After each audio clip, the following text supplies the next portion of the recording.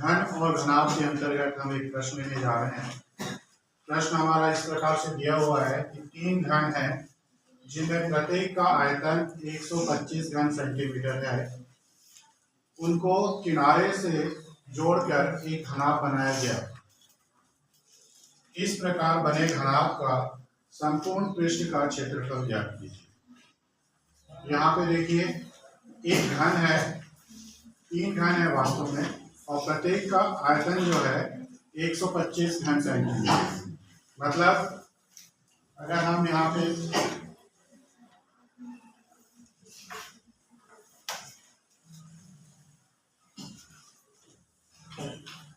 इस तरह से देखें तो हमारे पास ऐसे ही घन मिलते जाएंगे।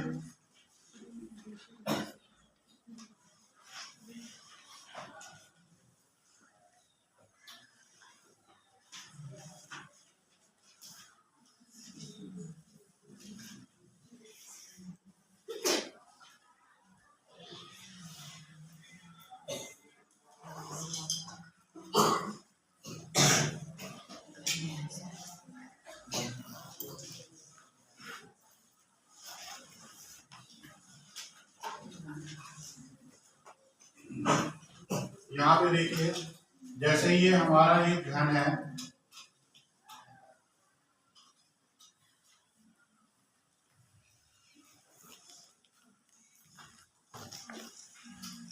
और इसका आयतन 125 घन सेंटीमीटर है। तो हम ऐसे घन को क्या करेंगे, तीनों घन को एक के बाद एक रखते जाएंगे तो हमारा एक पूरा इस प्रकार से घनाभ बनेगा।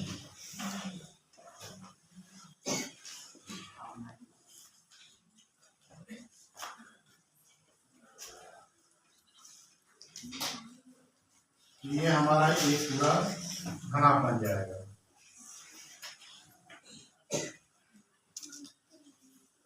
तो ये जो बड़ा सा घनाभ बना है इसी का संपूर्ण पृष्ठ का क्षेत्रफल हमको ज्ञात करना है।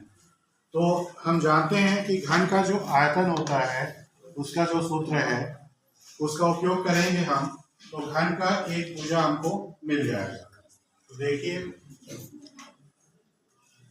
घन का आयतन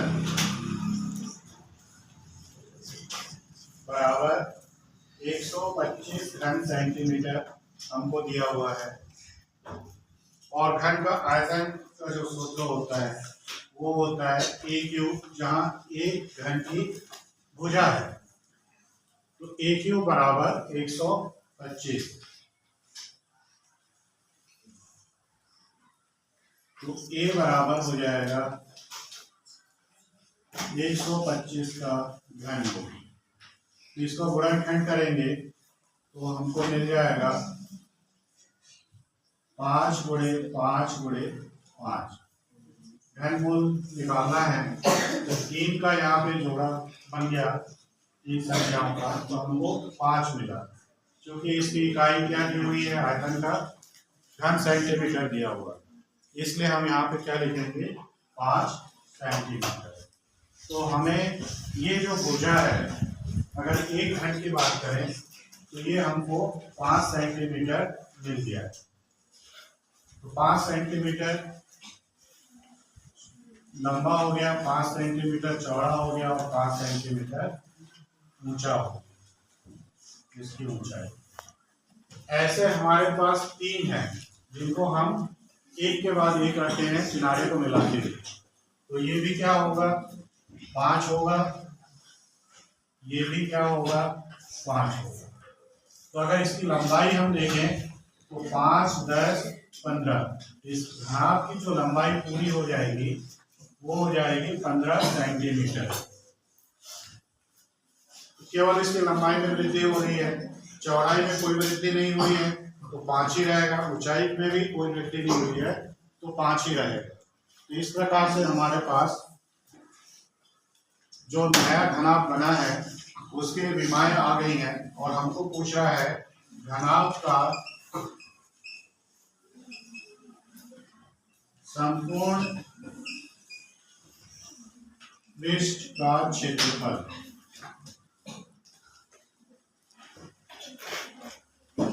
तो घनाभ के संपूर्ण पृष्ठ का जो क्षेत्रफल के लिए हमारे पास सूत्र है उसका उपयोग हम करते हैं।